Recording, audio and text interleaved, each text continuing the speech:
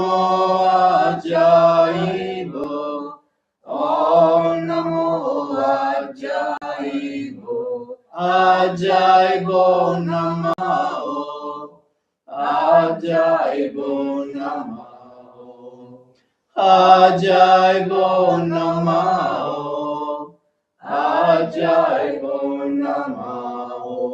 Om Namo Savana, Om Namo Savana, Om Namo Savana, Om Namo Savana, Savana Namo, Savana Namo, Savana Namo, Savana Namo. Om Namo Kirpala, Om Namo Kirpala, Om Namo Kirpala, Om Namo Kirpala, Kirpala Namo, Kirpala Namo, Kirpala Namo, Kirpala Namo. Om Namo Ajaib, Om Namo Ajaib, Om Namo Ajaib, Om Namo Ajaib, Ajaib Namo, Ajaib Namo, Ajaib Namo, Ajaib Namo.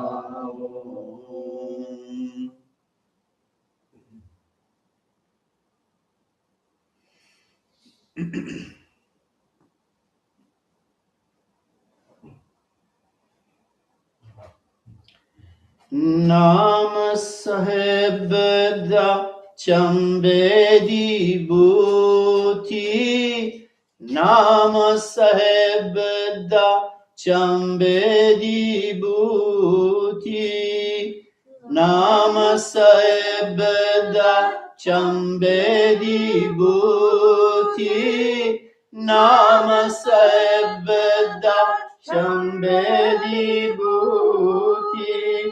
ਸਤਿਗੁਰ ਮਨ ਮੇਰੇ ਵਿੱਚ ਲਾਈ ਪਿਆਰਿਓ, ਸਤਿਗੁਰ ਮਨ ਮੇਰੇ ਵਿੱਚ ਲਾਈ ਪਿਆਰਿਓ, ਸਤਿਗੁਰ ਮਨ ਮੇਰੇ ਵਿੱਚ ਲਾਈ ਪਿਆਰਿਓ, ਸਤਿਗੁਰ ਮਨ ਮੇਰੇ ਵਿੱਚ ਲਾਈ ਪਿਆਰਿਓ।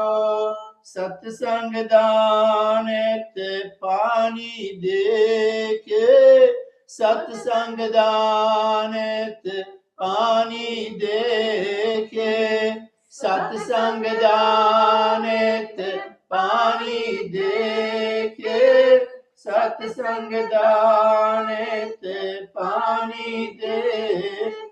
ਕਰ ਲਈ ਦੂਨ ਸਵਾਈ ਪਿਆਰਿਓ, ਕਰ ਲਈ ਦੂਨ ਸਵਾਈ ਪਿਆਰਿਓ, ਕਰ ਲਈ ਦੂਨ ਸਵਾਈ ਪਿਆਰਿਓ, ਕਰ ਲਈ ਦੂਨ ਸਵਾਈ ਪਿਆਰਿਓ।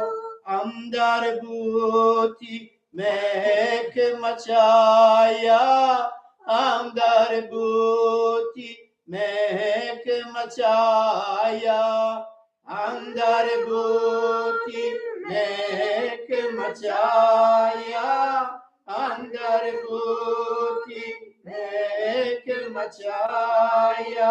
ਜਫੁਲਾਨ ਤੇ ਆਈ ਪਿਆਰਿਓ, ਜਫੁਲਾਨ ਤੇ ਆਈ ਪਿਆਰਿਓ, ਜਫੁਲਾਨ ਤੇ ਆਈ ਪਿਆਰਿਓ, जाफुलान ते आई प्यारे अंदर बूटी महक मचाया अंदर बूटी महक मचाया अंदर बूटी महक मचाया अंदर बूटी महक मचाया जफुलाने ते आई प्यारे ओ जफुलाना ते आई प्यारे ओ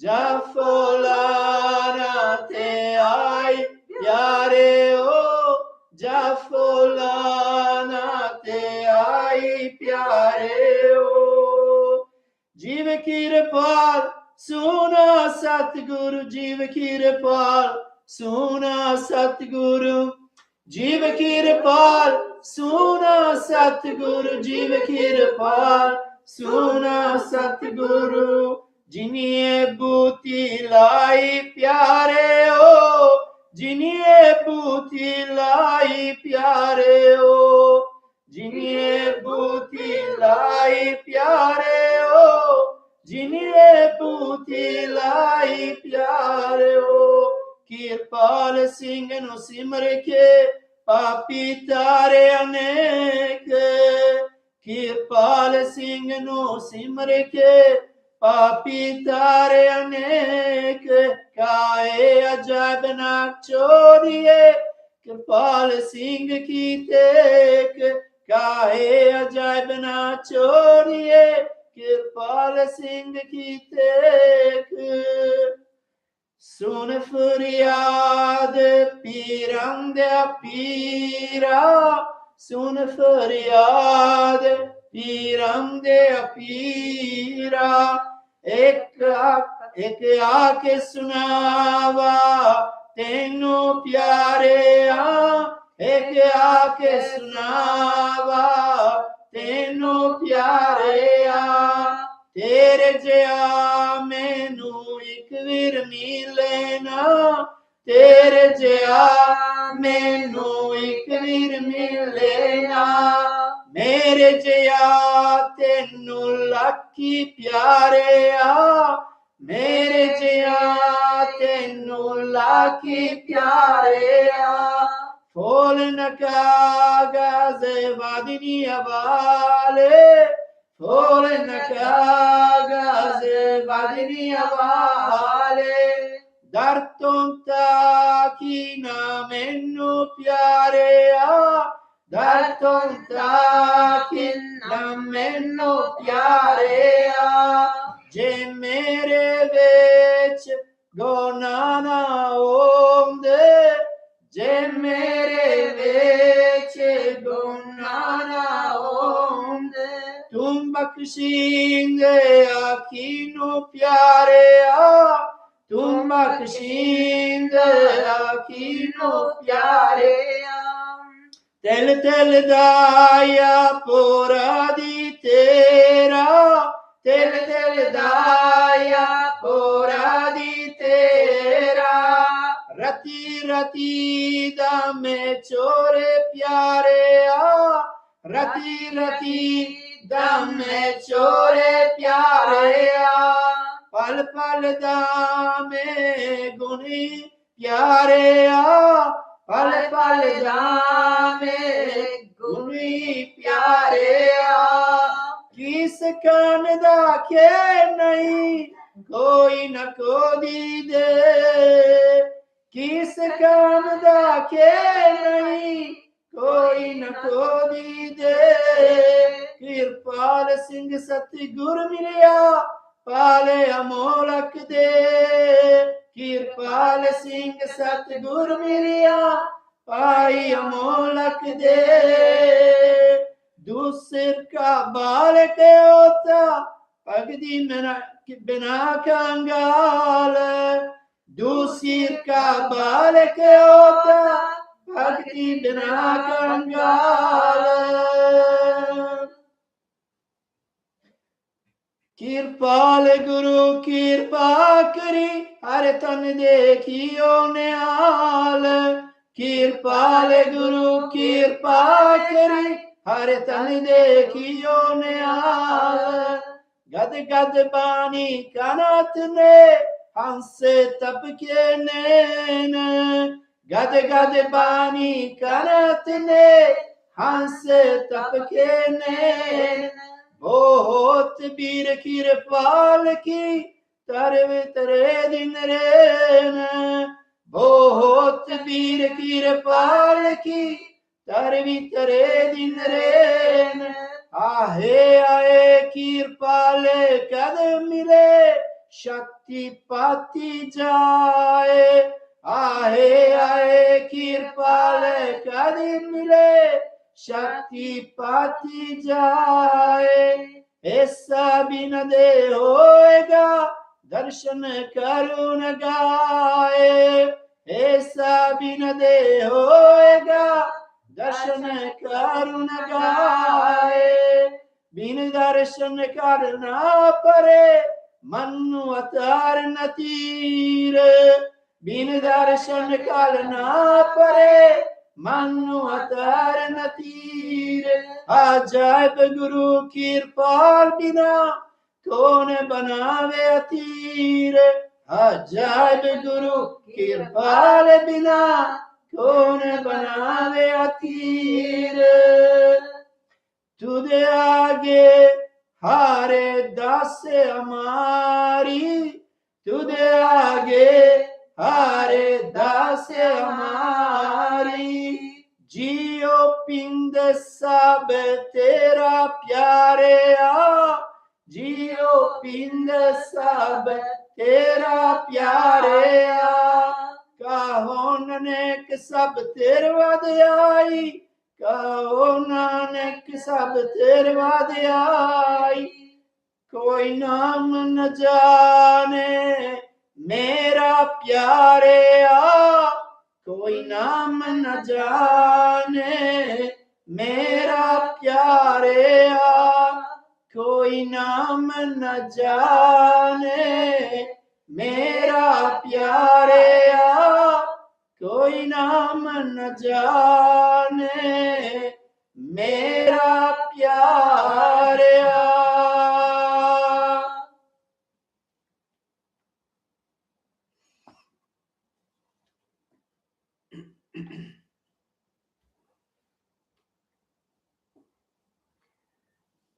Song to Kirpal by Sant Ajaib Singh Ji. The name of God is a beautiful fragrant tree.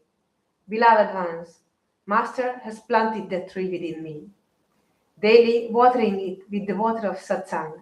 Beloved ones, He made it flourish wonderfully. The tree within me has given the fragrance of Nam. Beloved ones, it increased and is now bearing fruit.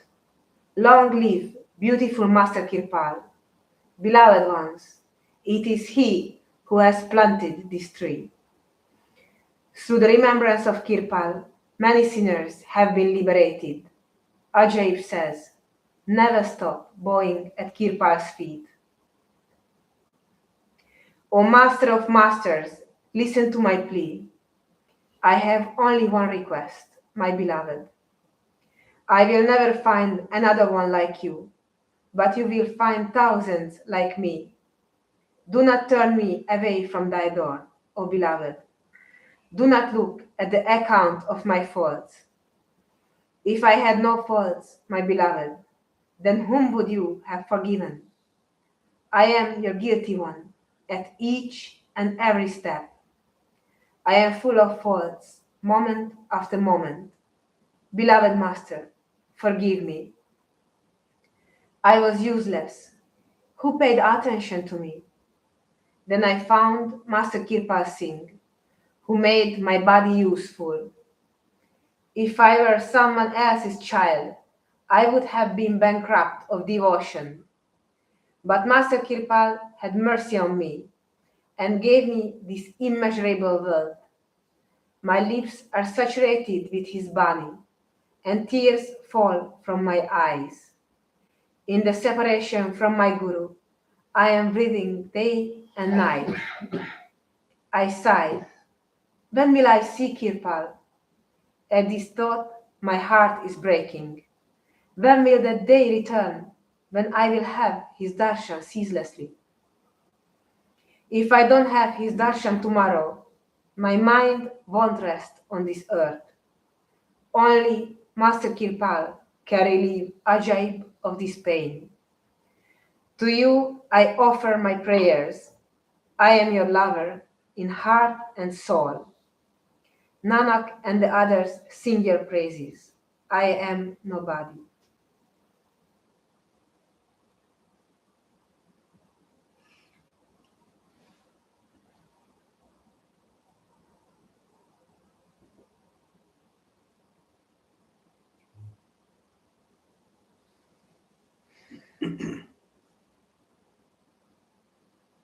So this is a very beautiful song by Sant Ajaib Singh. In the very beginning, when I met him, he was singing this song quite sometimes, not very often, but from time to time he would. So when you go to Rajasthan in Satatarabi, in the evening sometimes he would sing this song. And he was, let's say, very, very proud of this song and very, very attached to it. It was kind of his hit,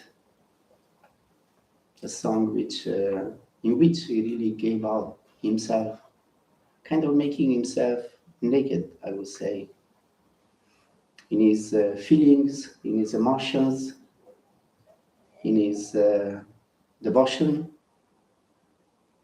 in his understanding about himself, about his master, and the value of himself and of his master. So he ends the song by saying, Nanak and the others sings your praise. I am nobody.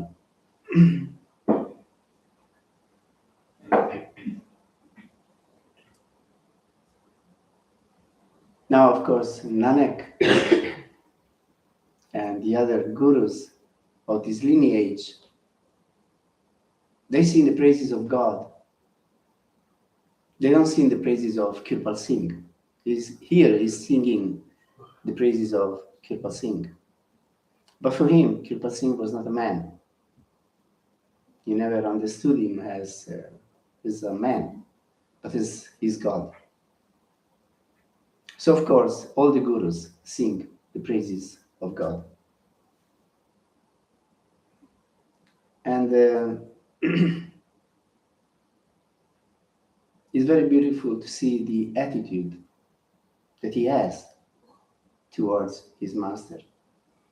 You're everything, I am nothing. I am the guilty one, full of faults. I make mistakes step after step.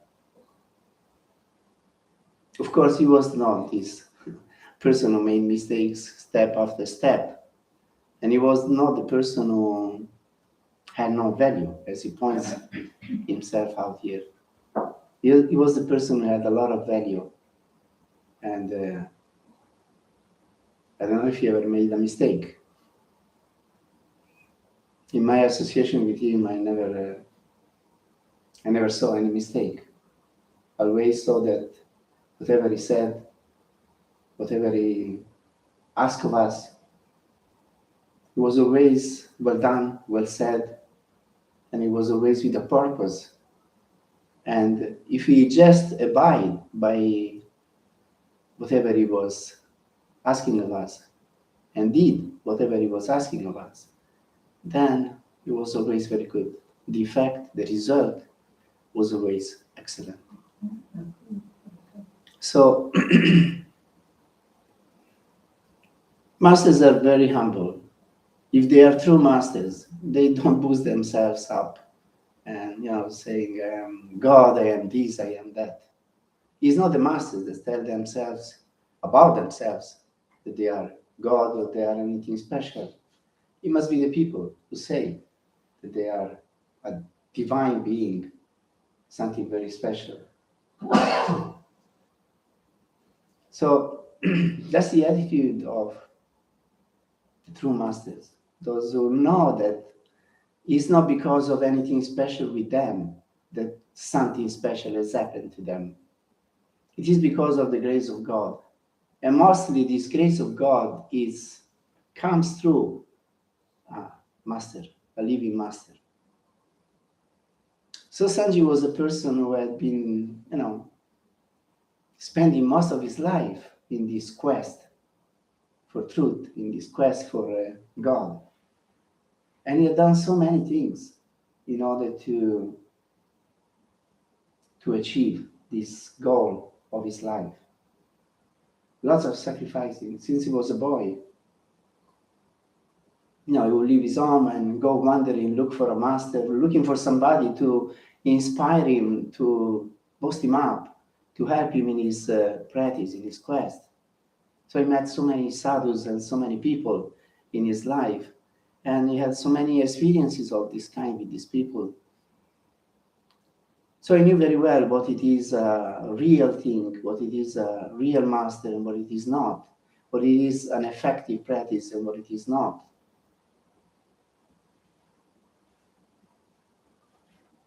And as we know, he associated first with, eventually at some point he accepted somebody as a guru, and he decided to associate with him and serve him. And there was Baba Bishandas. And he associated with him for quite some time. And Baba Bishandas didn't want anybody around himself, really. He didn't want to have disciples. And he was very tough. Sanji very often says in his discourses, you might have heard, he was very tough with him. Sometimes telling him all possible words, and sometimes really humiliating him a lot, and sometimes giving him some slaps also. But he never gave up. And that's, it's very easy to hear, to listen about somebody being scolded like this by anybody.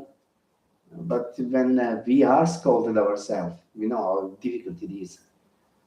So Baba Bishandas was very tough on him, but he never gave up on him. He always associated with him, went, spent time with him, and also contributed a lot for his ashram, for his... actually, he used to say that Baba Bishandas built a small ashram for himself, mostly with the money that Sanji used to give to him. So,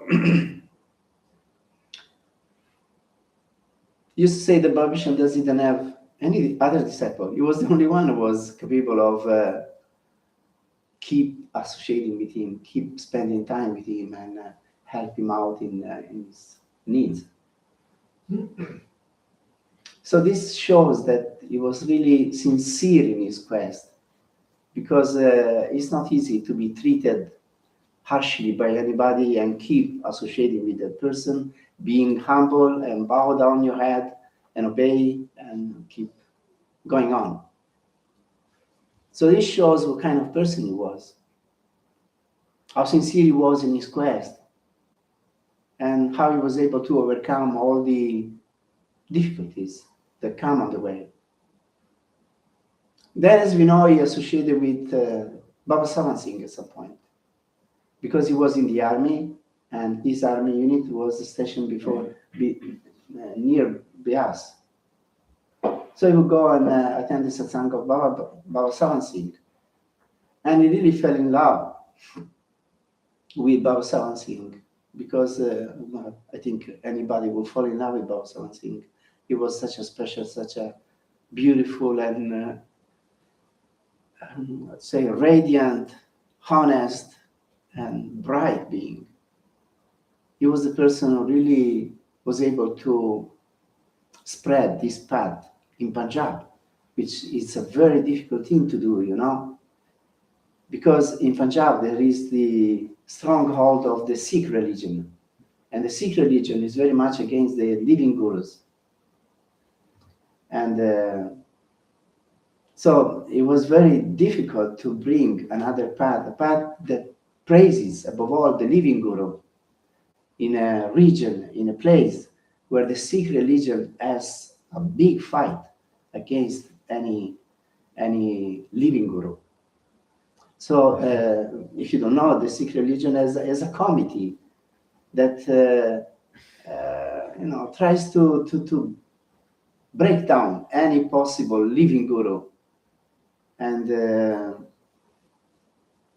Master Kirpal used to tell stories that in the beginning, when Baba Savan Singh would go and give satsang in a village, sometimes they would throw stones at him.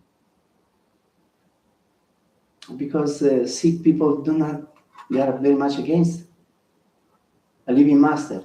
And this is the paradox, like so many paradoxes of life.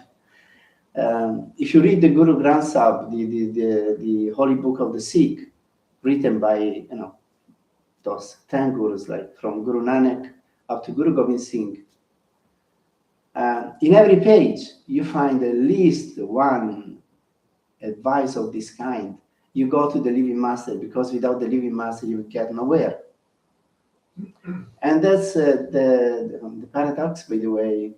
A religion in which, like in no other, it is praised so much, the need and the help and the very importance of associating with a living master, it is the one who is so much against nowadays. Because as it went, after Guru Gobind Singh, the 10th Guru, they decided that no more living Guru. So now the book, the Guru Granth Sahib, their holy book, holy scripture, it is the Guru. So what do they worship eventually? They worship a book. Of course, it's not the paper. It is the content, what is written in the book, that it is their Guru. But that's the paradox. So Sikh, it was very tough for Baba Jaimal Singh, the Guru of Baba Savan Singh, and for Baba Savan Singh to bring this path in Punjab. It was much easier to bring it somewhere else. Because, as you know, this path in the form that we follow it was generated in Agra. Agra is not in Punjab, it's in Uttar Pradesh. And there are many more Hindus in Uttar Pradesh, and especially at the time, than Sikh. So there it was much easier to spread this path. And Baba Jaimal Singh went to Punjab, and because he was born in Punjab, eventually, when he retired from the army, because he was in the army, he was a soldier. When he retired from the army, he went and lived again in Punjab. And there he started to give satsang. And it was very difficult for him. Like it can be in the West nowadays to give satsang and find people who appreciate a path of this kind. So the same it was kind for him. And he was never really able to build any large sangha. His satsang was mainly 10, 15 people. Even Baba Savan Singh in the beginning, when he became a master, and he would give satsang, there would be some 20, 25 people. That's what it was. But then he was able to, through his charisma and through his beauty and honesty and sincerity, he was able to spread this path so much in Punjab and in many other states of India. And so many people took initiation. It is said that he was able to initiate more or less 150,000 people, while Baba Jaimal Singh just initiated a bunch of people. And we know after him, this path has been spreading so much all over northern India, central India, and I would say all over India. And so Sanji associated for a period in his life with Baba Savan Singh, and he was very fascinated by him, and he wanted to be initiated by him. But Baba Savan Singh refused to initiate him, and he told him that he was not his guru, and that he said that your guru eventually will come to you by himself. You don't need to look for him. Eventually you will see. he will come to visit you himself. So then he left the army. Baba Satguru Singh left the body. He left the army and he went back home. And they wanted him to get married. The family had organized a wedding for him, finding a girl. But he didn't want to get married. He didn't want to have a family. He didn't want to live this kind of life. And he didn't like the life in Punjab because he thought that Punjab was very worldly. Now, Punjab at the time was not really so worldly. Maybe now it is. But at the time he wasn't. But for him, he was kind of worldly because there was his inclination. He was kind of an eremit. That's what he was. He wanted to live a very simple life, just dedicated to spiritual practice and not being involved with the world. So what he did, when they arranged this wedding for him, he said, no. I'm not going to get married. I have no interest in this kind. So he left his family. He left his home, which was quite a well-to-do family, and he had quite a good life there. And he went to live in Rajasthan, in a part of Rajasthan, which is part of the Thar Desert of Rajasthan. And at the time, there was no water whatsoever. Even nowadays, if you go to the Thar Desert of Rajasthan, there are areas where there is no water really. I mean, there is no water system. What they do, they dig kind of ponds, and they gather rainwater, and that's what they use. And in summer, this rainwater becomes very stagnating and polluted.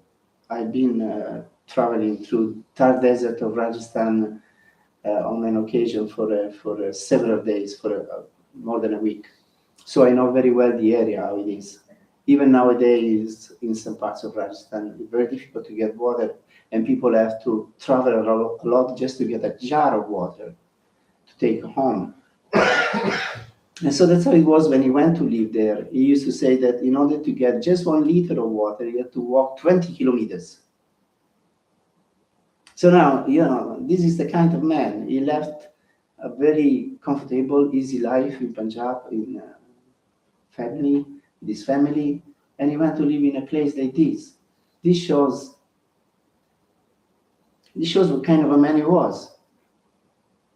And what he did over there, he went to live in a village which was called Kunichak, and he had some money with himself. So he bought a piece of land, which at the time didn't cost anything because, as I say, there was no water. So the land over there didn't have really much of a value. So with some money, he bought a piece of land, and he associated mostly with people from the Radhaswami Satsang of Beas, and with Mastanaji also. These were successors, let's say, of Baba Satguru Singh. And so he went to attend Satsang, sometimes with Mastanaji, and he began having Satsang in his place, which by and by became bigger and bigger. And it turned into an ashram gradually. And there would be this Radhaswami Satsang is going to attend his Satsang. So he mostly associated with people from Beas and with people of the Mastanaji group. But he never took initiation from them.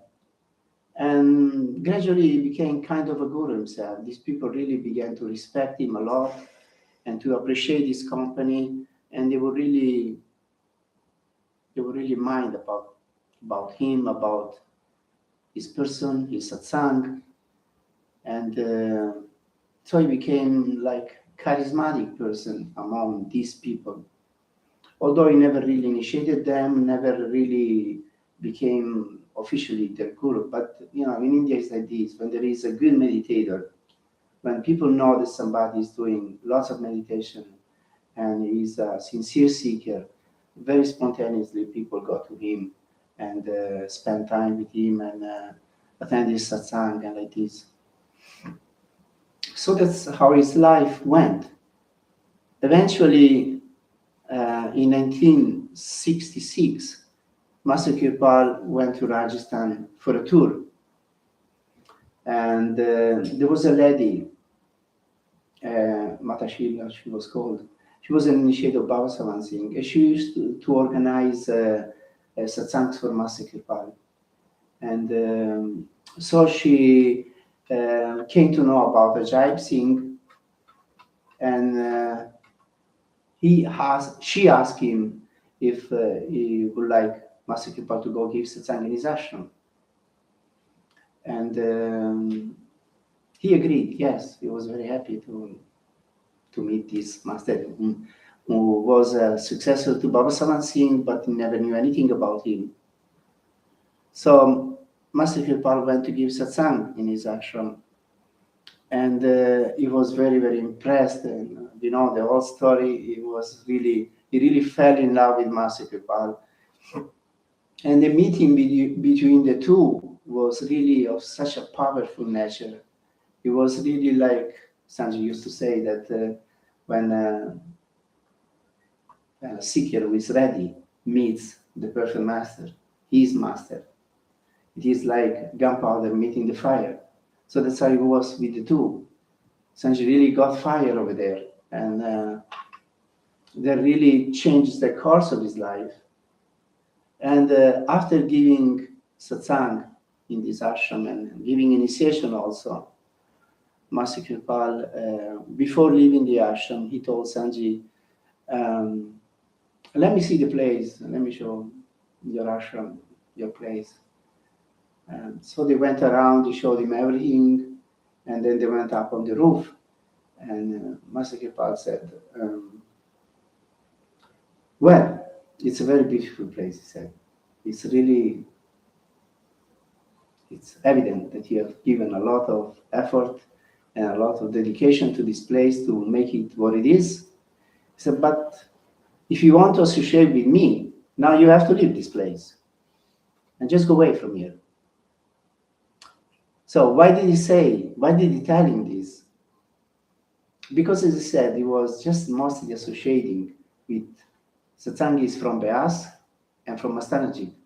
So he told him practically, if you want to follow me, now you change your life and stop associating with these people, because you have nothing to do with these people. And if you want to associate with me, so you also stop associating with these people. Now, he had worked for so many years to build this ashram, and it was quite a property. And now you have been asked to just move away and leave everything behind. Who would do it? Now, it's very nice to listen to these stories. Maybe funny to listen. But put yourself in those shoes. And you have worked your whole life to build up something. And somebody comes and tells you, look, if you want to associate with me, now you leave all this and just go away from here. And stop associating with these people. So Sanjay said, once I was in Sampla, and he was giving us a satsang about the hymn of Guru Gobind Singh, and at some point he mentioned the story himself. He really told it very, very detailed how it happened. And so he said, when he told me this, my legs really trembled. I was really shaking. Because I had been working so many years building out this thing, and now I had to leave everything and just go away. And but then I thought, he said, well, I've been waiting for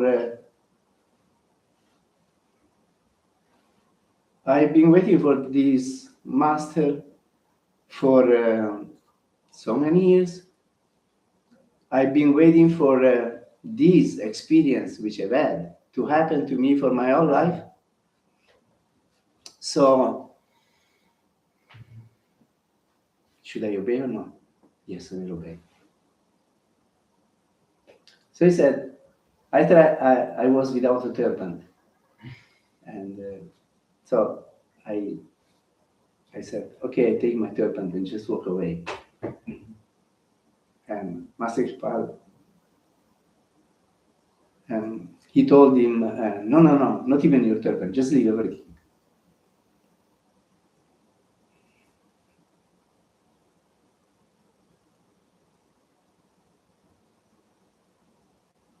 So there was quite a shocking thing for him, you know.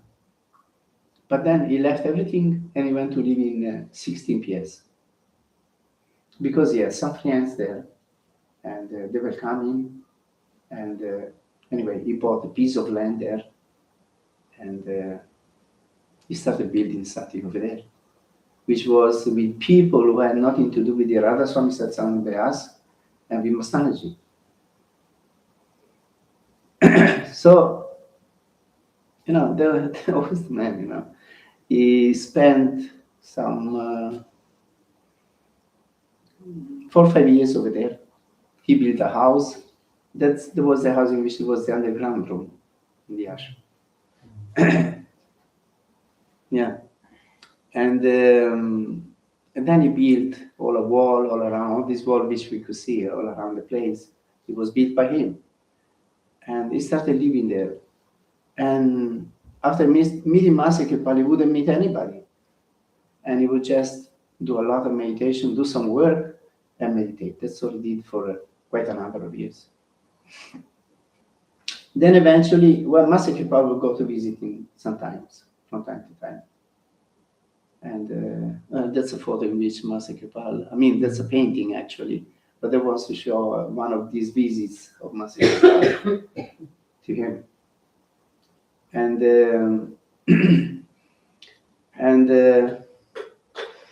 eventually he came to know that Master Kripal was not doing well and he would probably leave the body. So he says that, he used to say that he couldn't stay in 16 PS anymore.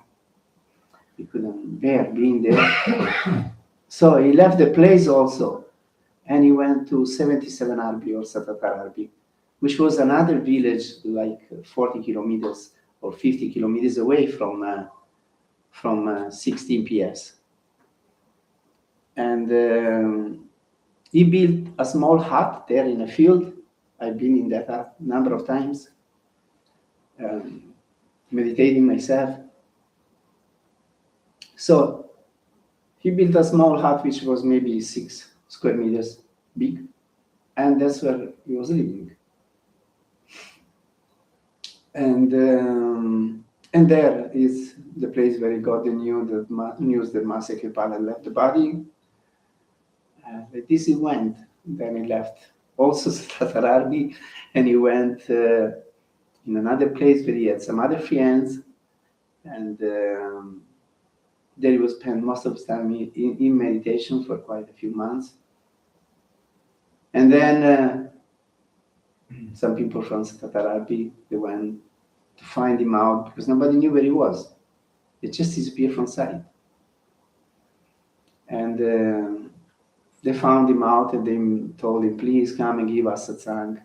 Come back to our place. We won't disturb you. You can stay here and meditate as much as you want, but stay with us.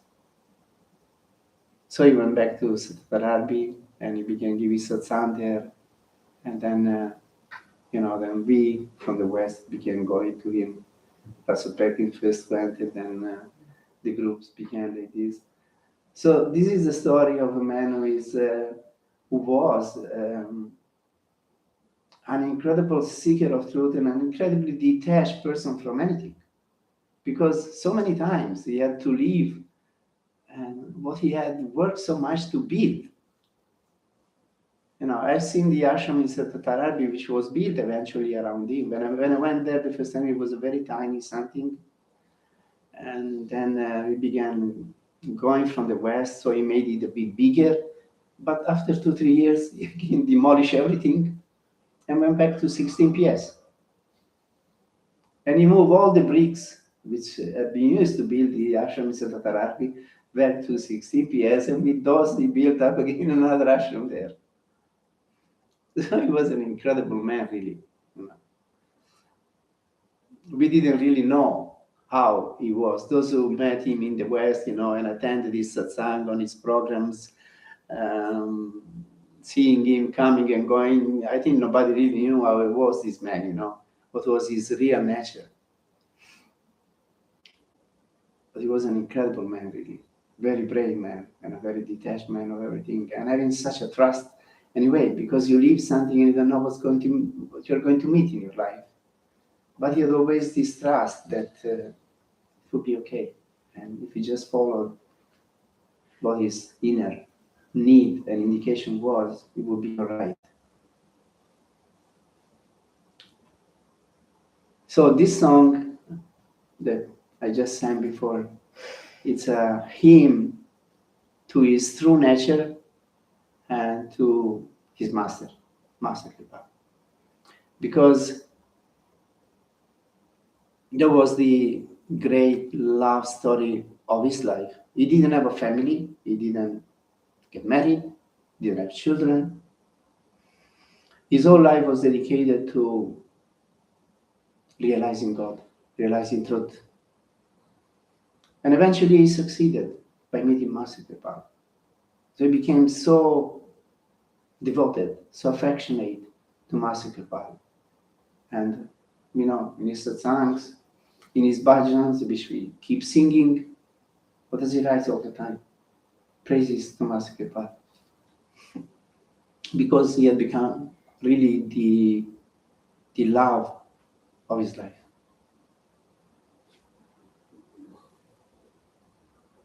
So to my experience with this man, what did I learn from him? I learned just this. Trust in God, be humble, do your spiritual practice, and everything will just happen by itself. You don't need to worry, you don't need to look for anything. Just do your spiritual practice, just have faith in your master, and everything will unfold gradually and at the appropriate moment. And he has been such an inspiration for me, such a love also, and such a friend, such a father, and such a master. So this is what helps very much a human being to realize something great in his life. If you have a great example, a good example of this kind, and you really stick to him, and you really put into practice what he asks of you, then you succeed. And it's not a fairy tale. It's not a story. These are facts.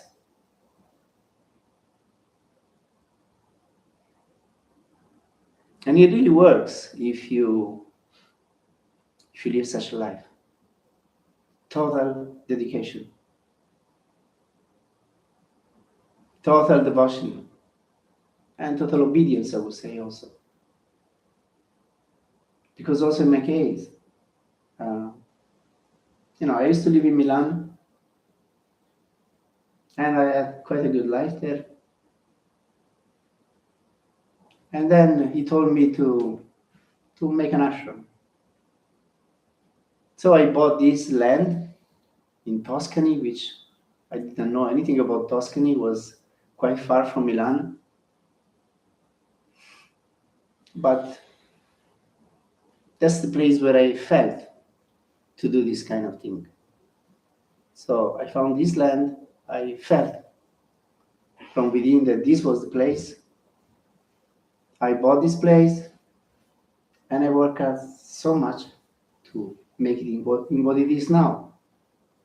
And in the beginning, when I went to live there, and I didn't intend to go to live there, not until it would be, a living place, because it was an abandoned house, abandoned farm for 10 years. The house was half covered by blackberries bushes, And it was really an incredible place in which nobody would go to live. And I intended first to restore the place, to rebuild it, and then go to live there. But then I asked Sanjay about this, and he told me, no, you just go and live there now. Well, he wrote a letter to me first. And he said, I think it's good if you go to live there right away. And I was surprised. So then I had to go to India after a few months. And I thought, well, when I have my interview, I will talk with him about this topic, see what it means to go to live there now. And probably he doesn't know what is the situation there now. But then I went to India, and in my interview, I asked him, what did you mean in your letter? Just go and live there now. He said, just this, just go and live there now. That's it. So there also, I could obey or disobey. I mean, I could have told him, look, but the situation is very bad there. It's not a living place. I can't live in that place. First, I have to work and rebuild it. And, explain things like we all humans do, no? We are told something absurd, kind of absurd. So we want to explain that this and that. But I thought, no, I don't explain anything. And I didn't have a job over there. In Milan, I had a job. What do I do there? No? How do I make my living? I could have said so many things. But I didn't say anything. I said, okay, if this is what you want, then this I will do.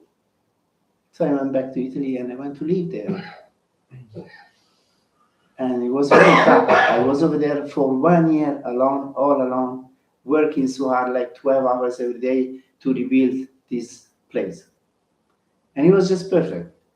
Because then in January, I went to India for a month and a half. And I attended a program in Bombay and program in Rajasthan with Sanjay, and in Delhi also. And when I arrived there, I was told that Sanjay was going on tour, and if I wanted, he would come to Italy also. So it was just perfect what he had told me, because if I didn't go to live there, the place wouldn't be ready. And by going to live there, I was able to make it ready for having a program in 1980 and May 1980, and it was a wonderful program in which there were more or less 120 people. There were some 15, 20 people who came from Malta also on the program. And so this situation, this ashram story over there began. But you see, if I had gone with my logic and with my reasoning, I wouldn't accept going to live there in that situation. But I really felt that if he's asking this of me, that means this I have to do, because I had full trust in him and faith. So I fully accepted what his advice was, and it was just perfect, because that was the only way to make this program happen over there. And of course, after the program, it was possible to have 2 more in that place. But if that first one didn't happen, maybe nothing else would happen. So that's how things work, So I feel very lucky in my life to have associated with this kind of man. And he has really made my life into a wonderful experience, very deep, profound, and interesting. And I'm very happy that my fate, my destiny was associating with him and learning from him. So my gratitude for him is endless, and I really feel to be very lucky. We learn from living examples. We don't learn from books, yes, may inspire, but a living example is the best teaching and is the best inspiring element.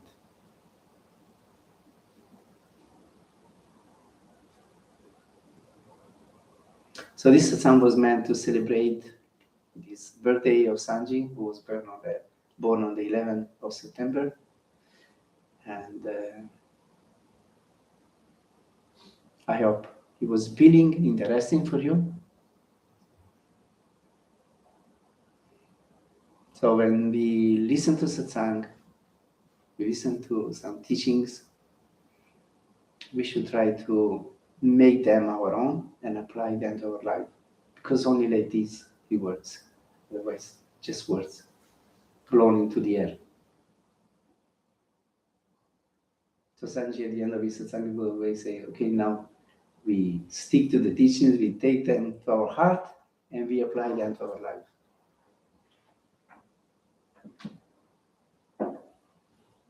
So thanks for listening. May God bless us all.